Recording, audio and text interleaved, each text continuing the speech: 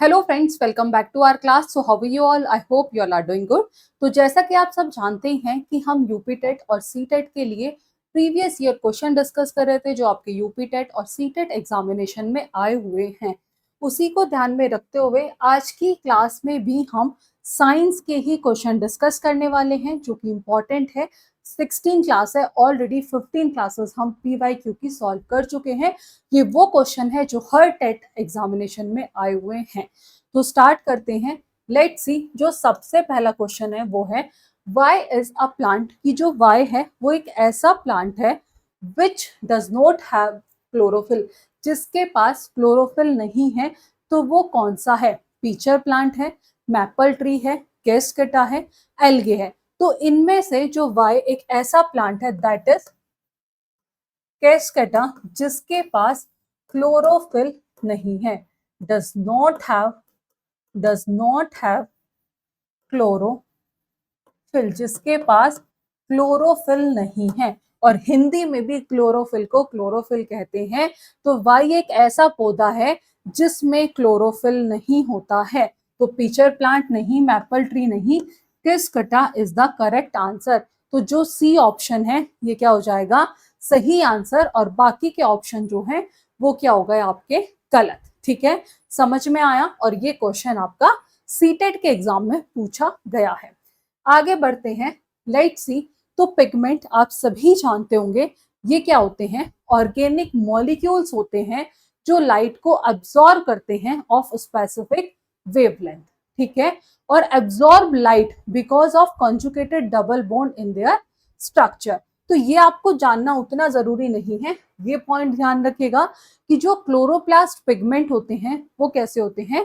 Fat soluble है। और ये जो पिगमेंट है ये लिपिड पार्ट में पाए जाते हैं। कहाँ? Of thylakoid membrane. क्लोरोफिल जो है एक मेन ग्रीन पिगमेंट है जो कि प्लांट में प्रेजेंट होता है। ये प्लांट में, एल्गी में और साइनो बैक्टीरिया में पाया जाता है। क्लोरोफिल जो वर्ड है ये कहाँ से आया है? क्लोरो से आया है, जिसका मतलब होता है येलोइश ग्रीन, और फाइलॉन का मतलब होता है लीफ क्लोरोफिल। आफ्टर दैट जो क्लोरोफिल है उसे सबसे पहले आइसोलेट किया था 1817 में। किसने? जोसेफ बिनियम कॉवेंटो ने एंड पियरे जोसेफ पेलेटियर ने।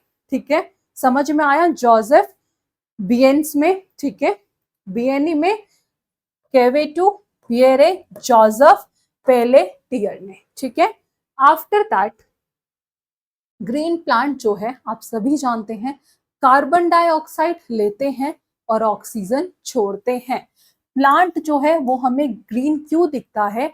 क्योंकि उसके अंदर एक पिगमेंट प्रेजेंट होता है जो कि एक क्लोरोफिल पिगमेंट जो है कंटेन करता है। और क्लोरोफिल जो है सर्टेन वेवलेंथ को एब्सॉर्ब करते हैं of visible light. Green light जो है वो मोस्टली कैसी होती है? रिफ्लेक्टेड होती है, एब्जॉर्ब नहीं होती। और due to the reflection of green light plant हमें कैसे दिखते हैं? ग्रीन दिखते हैं। और जो क्लोरोफिल है ये आप जानते होंगे जो फोटोसिंथेसिस में अपना एक अलग इंपॉर्टेंट रोल जो है वो प्ले करता है। ठीक है, तो क्लोरोफिल फोटोसिंथेसिस के लिए जरूरी है। फोटोसिंथेसिस हेल्प करते हैं प्लांट को अपना खाना खुद बनाने में। फंगी के पास क्लोरोफिल नहीं होता है। फंगई जो है वो अपना खाना खुद प्रिपेयर नहीं करते हैं। फंगी जो है वो नरिशमेंट लेते हैं किसी दूसरे सोर्स से।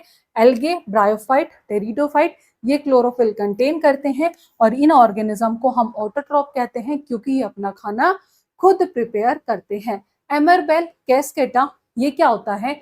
ये एक पैरासिटिक प्लांट है। इसके पास क्लोरोफिल नहीं होता है। अगर इसके पास क्लोरोफिल नहीं है तो ये अपना खाना खुद प्रिपेयर नहीं करते हैं। ये जो है ये किसी दूसरे प्लांट से रेडीमेड फूड जो है वो लेते हैं। और जो प्लांट होते हैं ऑन विच एमरबेल वो ग्रो करते हैं जिन्हें हम होस्ट कहते हैं। यानी कि जिस पौधे पर एमरबेल बढ़ती है उसे होस्ट कहते हैं। और एमरबेल जो है वो न्यूट्रिएंट कहाँ से लेती है? होस्ट प्लांट से। तो ये हार्म द होस्ट जिसे हम पैरासाइट कहते हैं, क्योंकि ये हार्म करता है उसको, जिसे हम पैरासाइट कहते हैं। पैरासाइट वो ऑर्गेनिज्म होते हैं जो दूसरे लिविंग ऑर्गेनिज्म के अंदर जो है रहते हैं फूड को प्राप्त करने के लिए। यानी कि परजीवी वे जीव हैं जो भोजन प्राप्त करने के लिए अन्य जीवित जीवों के ऊपर या अंदर रहते हैं। तो पैरासिटिक प्लांट के पास क्या होती है, मॉडिफाइड रूट्स होती है जिन्हें हम होस्ट्रिया कहते हैं, और होस्टेरिया पैरासाइट को हेल्प करते हैं फूड और न्यूट्रिएंट को एब्जॉर्ब करने में, कहां से, होस्ट से। नेक्स्ट क्वेश्चन है, क्वेश्चन नंबर सेकंड है कि which of the following statement is correct, इनमें से कौन सी स्टेटमेंट ऐसी है जो सही है। तो पहला है कि जो एसिमुलेशन होता है फूड का वो लार्ज इंटेस्टाइन में होता है, तो नहीं, लार्ज इंटेस्टाइन में नहीं होता। लार्ज इंटेस्टाइन के पास क्या फिंगर लाइक प्रोजेक्शन होती है, तो जो स्मॉल फिंगर लाइक प्रोजेक्शन कहाँ होती है, स्मॉल इंटेस्टाइन, तो ये भी हो गया आपका गलत। लार्ज इंटेस्टाइन वाइडर होती है, शॉर्टर होती है स्मॉल इंटेस्टाइन से, ये सही है कि जो बड़ी आंत है छोटी आंत की तुलना में छोटी, चौड़ी और छोटी होती है, ये सही है। जो एब्जॉर्प्शन होता है डाइजेस्टेड फूड का वो लार्ज इंटेस्टाइन में होता है, नहीं, तो वो स्मॉल इंटेस्टाइन में होता है। तो इसमें कौन सा सही है, जो थर्ड स्टेटमेंट है, that is the correct answer. Clear है, आगे बढ़े। थर्ड क्वेश्चन है कि which of the following statement is not true, कि इनमें से कौन सी स्टेटमेंट जो है सही नहीं है regarding life cycle of silk worm and production of silk fibre. इनमें से कौन सी स्टेटमेंट जो है सही नहीं है, कि जो सिल्क फाइबर होते हैं वो प्रोटीन होते हैं जो सिक्रेटेड कहाँ से होते हैं, बाय कैटरपिलर। तो क्या ये स्टेटमेंट जो है ये सही है या नहीं है। दूसरी है जो सिल्क यार्न हमें ऑब्टेन होता है from the cocoon of the silk worm, तो ये तो सही है। द लार्वा जो सिल्क मोथ होता है उसे हम कैटरपिलर कहते हैं, सही है। और प्यूपल जो डेवलप होता है वो किसमें होता है, जो प्यूपा जो है वो डेवलप होता है कैटरपिलर में। तो कौन सा सही नहीं है, तो जो पहला ऑप्शन है ये आपका सही नहीं है। कैसे, लेट्स सी। ठीक है, सिल्क एक नेचुरल फाइबर है जिसे हम एनिमल फाइबर भी कहते हैं। सिल्क जो है ऑब्टेन कहाँ से होता है, सिल्क वॉर्म से। Silk worm spins silk fibre, यानी कि जो रेशम की कीट है, रेशम कीट रेशम का क्या बनाते हैं, धागा बनाते हैं। सिल्क फाइबर इज मेनली किससे मिलके बना हुआ होता है, मेड अप ऑफ प्रोटीन। तो ये थे कुछ इंपॉर्टेंट पॉइंट जो मैंने अभी आपको बताए हैं। अब बात करते हैं इसकी हिस्ट्री पर। तो जो सिल्क है वो डिस्कवर्ड हुआ था अराउंड 3500 BC, कहाँ, चाइना में। ठीक है, आफ्टर दैट लेटर सिल्क को ट्रेड किया गया बाकी के वर्ल्ड के बाकी के अदर पार्ट्स में। मलबरी सिल्क, मलबरी जो सिल्क है वो most common type of silk है सभी में। After that mulberry silk moth जिसे हम सिल्क प्रोडक्शन के लिए यूज करते हैं, पूछ लिया जाता है, इंपॉर्टेंट है। और रियरिंग ऑफ सिल्क वॉर्म यानी कि रेशम कीट पालन को क्या कहते हैं, सेरीकल्चर कहते हैं, ये भी इंपॉर्टेंट है। अब देखते हैं लाइफ साइकिल हम इसकी समझते हैं।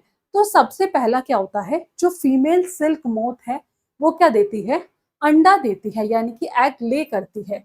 दूसरे स्टेज में जो कैटरपिलर है यानी कि जो लार्वा है वो, मतलब बेसिकली जो कैटरपिलर है उससे हैच फ्रॉम द एग्स, यानी कि कैटरपिलर लार्वा निकालती है।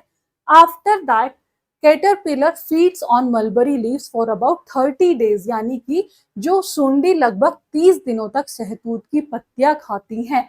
और जो सिल्क वॉर्म है spin a protective cocoon around itself, यानी कि जो रेशम कीट अपने चारों ओर एक क्या करती है, एक कोकोन बनाता है अपने चारों तरफ। और कोकोन जो है वो किससे बना हुआ होता है, सिंगल लॉन्ग सिल्क से, जिसे हम थ्रेड कहते हैं, क्या कहते हैं, थ्रेड कहते हैं। तो इनसाइड द कुकुन, कुकुन के अंदर जो है प्यूपा किस में चेंज हो जाता है, अडल्ट मोथ में। और आफ्टर मेटिंग फीमेल मोथ जो है वो दोबारा से एग ले करती है।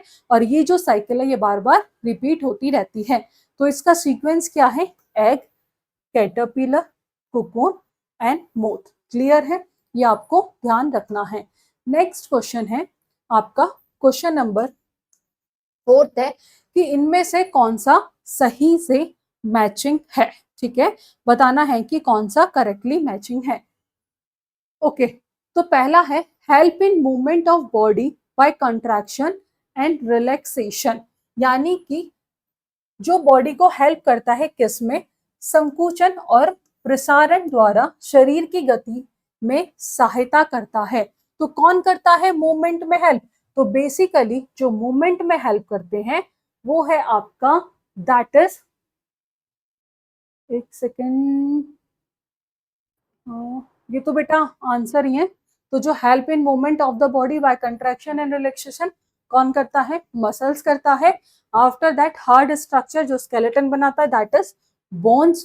ठीक है, पार्ट ऑफ स्केलेटन जो बेंड हो जाता है that is cartilage. Joint bone to chest bone and back bone together form enclosure that is rib cage. तो इसमें जो लास्ट ऑप्शन है डी ऑप्शन है that is the correct answer. आगे बढ़ते हैं, नेक्स्ट है फिफ्थ है कि which of the following gland in human being, कि इनमें से कौन सी ग्लैंड ऐसी है ह्यूमन बीइंग में जो एक से ज्यादा हार्मोन जो है सिक्रीट करती है? तो पिट्यूटरी ग्लैंड,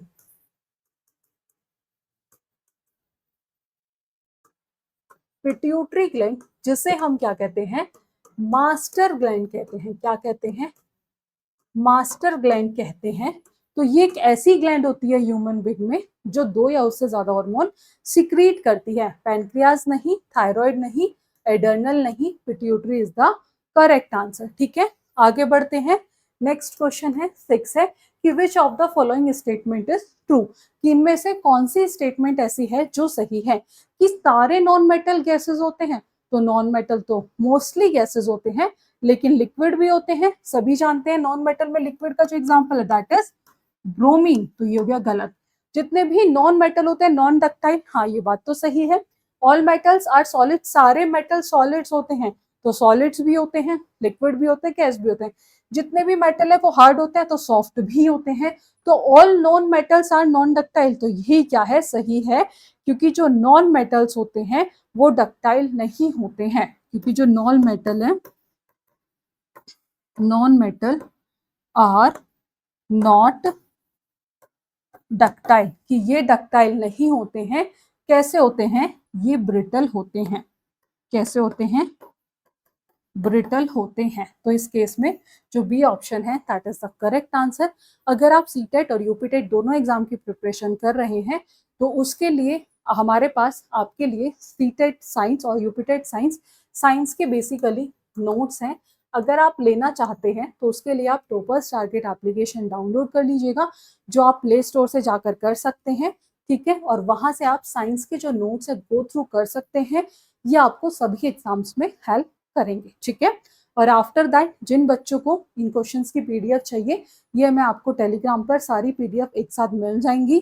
तो आप उसके लिए टेलीग्राम ग्रुप जो है वो ज्वाइन कर लीजिएगा।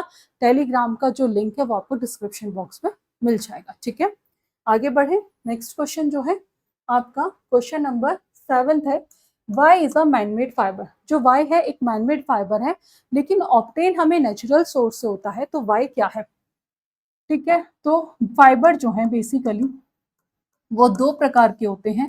एक होता है नेचुरल फाइबर और दूसरा होता है सिंथेटिक।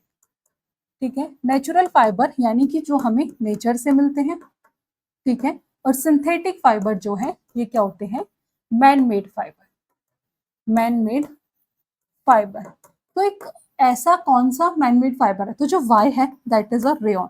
रेयन क्या है तो एक man made fibre, that is a man made fibre. लेकिन ये ऑब्टेन कहाँ से होता है? ये ऑब्टेन होता है नेचुरल सोर्स से, यानी कि प्राकृतिक सोर्स से ये हमें मिलता है।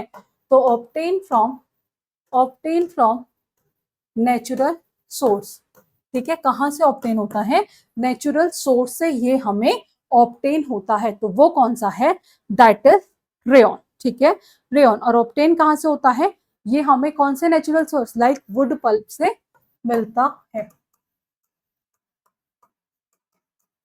ठीक है, तो पहला है एक्राइलिक गलत, जूट गलत, रेयन जो है सी ऑप्शन जो है ये क्या हो जाएगा? सही आंसर। ठीक है, नेक्स्ट क्वेश्चन 8th क्वेश्चन है, स्टडी द फॉलोइंग टेबल। बताना है कि कौन सा बेस्ट सूटेड है एज डोमेस्टिक फ्यूल के लिए। तो उसके लिए कुछ प्रॉपर्टी हैं आपको पता होना चाहिए। तो गुड फ्यूल, बात किसकी कर रहे हैं? गुड फ्यूल की। तो गुड फ्यूल वो होता है जो हमें रिएडली अवेलेबल हो।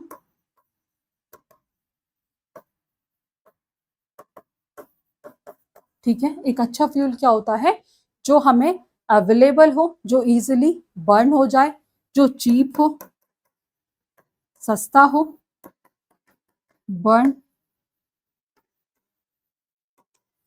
इजिली, ठीक है, जिसकी कैलोरीफिक वैल्यू कैसी हो, मॉडरेट हो, ठीक है, जिसकी ये बता दिया कैसा हो, बर्न हो in the large amount of heat. और जो एफिशिएंसी होती है फ्यूल की, वो कैसे मेजर करते हैं, एफिशिएंसी जो होती है फ्यूल की वो हम मेजर करते हैं बाय कैलोरीफिक वैल्यू, ठीक है, जो एफिशिएंसी होती है फ्यूल की वो हम मेजर करते हैं बाय कैलोरीफिक वैल्यू। अगर किसी फ्यूल की वैल्यू जो है मॉडरेट कैलोरीफिक वैल्यू है गैसियस स्टेट में एट मॉडरेट इग्निशन टेम्परेचर, तो वो एक अच्छा fuel best suited as domestic fuel consider किया जाता है। तो लेट सी, ये फ्यूल गिवन है, कैलोरीफिक वैल्यू मॉडरेट होनी चाहिए, तो ये तो है नहीं। अब इन दोनों में है गैस है और जो इग्निशन टेम्परेचर है वो भी मॉडरेट है, तो जो सी है that is the correct answer. तो इसमें जो सी है दैट इज ए ऑप्शन जो है वो क्या हो जाएगा, सही आंसर। आगे बढ़ते हैं। नेक्स्ट है कि species restricted to a particular area, कि जो प्रजातियां किसी विशेष क्षेत्र तक सीमित होती हैं तो उन्हें क्या कहते हैं, एंडेमिक स्पीसीज कहते हैं। तो एंडेमिक स्पीसीज, तो जो पहला है यही क्या हो जाएगा, सही आंसर। माइग्रेटरी गलत, एंडेंजर्ड गलत और एक्सटेंटेड विलुप्त प्रजातियां भी नहीं है। नेक्स्ट क्वेश्चन है कि metal X place displace metal Y, कि जो मेटल एक्स है, ठीक है, वो क्या कर रहा है, मेटल वाई को हटा रहा है, डिस्प्लेस कर रहा है। तो इट मीन्स जो एक्स है वो ज्यादा रिएक्टिव है, एक्स जो है वो ज्यादा रिएक्टिव है सॉल्ट सॉल्यूशन से, but it not able to displace Z. बट ये जो एक्स है ये जेड को डिस्प्लेस नहीं कर पा रहा है, तो बताना है कि कौन किसकी रिएक्टिविटी ज्यादा होगी। तो इसमें जो रिएक्टिविटी ज्यादा होगी वो जेड की होगी, ठीक है, जेड इसमें हाईली रिएक्टिव मेटल होगा। तो पहला ही ऑप्शन जो है जेड दैट ए जो है ये सही हो जाएगा। कैन नॉट बी डिटरमाइन कर सकते हैं, एक्स और वाई नहीं है, तो जो ए ऑप्शन है that is the correct answer. Next है light rays from an object fall on a surface, की जो लाइट रेज है कहाँ से, यानी कि किसी वस्तु से आने वाली प्रकाश किरणें किसी सतह पर पड़ती हैं और क्या होती हैं, रिफ्लेक्टेड हो जाती हैं इन अ कंप्लीट डिफ्यूज मैनर। तो व्हाट कैन यू से, हम क्या कह सकते हैं about the nature of the image of the object, ठीक है। तो इस केस में after that it will be virtual, की जो इमेज है वो वर्चुअल होगी, एनलार्ज होगी, कोई इमेज फॉर्म नहीं होगी, वर्चुअल होगी या फिर सेम साइज की होगी या फिर रियल और एनलार्ज होगी। तो इसमें कोई इमेज फॉर्म नहीं होगी। क्यों नहीं होगी, इस पर हम इसको डिस्कस कर लेते हैं। तो अभी बताया कि जो डिफ्यूज रिफ्लेक्शन है वो कहाँ होता है, रिफ्लेक्शन जो है बेसिकली वो रफ सरफेस पर होता है। तो रिफ्लेक्टेड रेज जो है वो स्कैटर करती हैं, फैलती हैं अलग अलग डायरेक्शन में। तो बिकॉज द रे डू नॉट रिमेन पैरेलल, की जो रेज हैं वो पैरेलल नहीं रहती हैं, तो दे कैन नॉट फॉर्म, वो एक प्रॉपर इमेज भी नहीं बनाती हैं। तो जो इमेज होती है ऑब्जेक्ट की वो अनक्लियर है और वो हमें प्रॉपर विजिबल नहीं होती हैं। तो क्लियर इमेज फॉर्म नहीं होती है, completely diffuse in completely diffuse reflection, ठीक है। आगे बढ़ते हैं। नेक्स्ट है in order to slide a huge box, यानी कि huge box lying on the ground in her room, अपने कमरे में जमीन पर रखे गए एक बड़े बक्से को खिसकाने के लिए रेशमा को निम्नलिखित में से किस बल से अधिक बल लगाना चाहिए, नॉर्मल फोर्स, मस्कुलर फोर्स, तो कौन सा फोर्स, स्टैटिक फोर्स, जो सी ऑप्शन है that is the correct answer.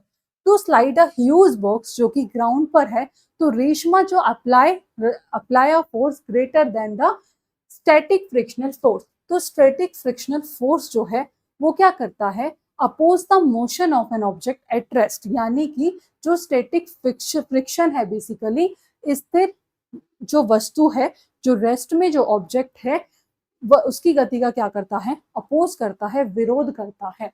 तो डिब्बा शुरू में जमीन पर क्या है, रेस्ट में है, तो to make it start moving, तो apply force must be greater than static friction, यानी कि इसे चलाने के लिए लगाया हुआ बल, लगाया हुआ जो फोर्स है वो स्टैटिक फ्रिक्शन से क्या होना चाहिए, अधिक होना चाहिए, नॉर्मल फोर्स नहीं, मस्कुलर नहीं, ग्रेविटेशनल नहीं। तो static friction is the correct answer.